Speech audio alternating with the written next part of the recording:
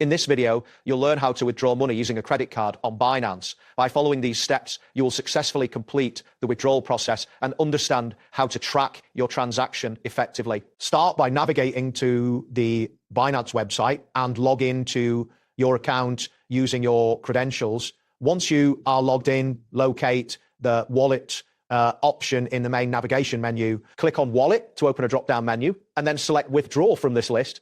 At this stage, you need to choose Fiat as the withdrawal type.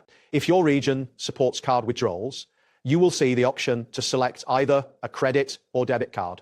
Ensure that your account is fully verified, as card withdrawals depend on local regulations and eligibility. Next, you will need to input the details for your card withdrawal. From the list of linked cards, select the card you wish to use for the withdrawal. After selecting your card, enter the amount of money you want to withdraw.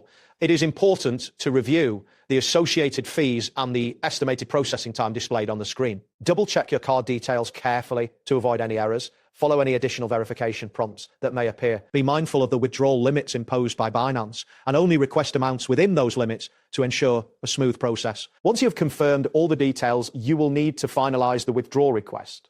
This may involve confirming the withdrawal using a security verification method, such as a code sent to your registered email or phone number. After completing this verification, monitor the status of your withdrawal in the transaction history section of your account.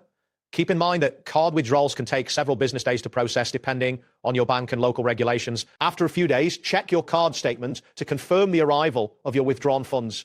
It is advisable to save all transaction records for your reference. If you do not see the funds reflected in your account after the processing time has elapsed, reach out to Binance support for assistance. This will ensure that any potential issues can be addressed promptly. And there you have it. Thanks for watching and see you soon.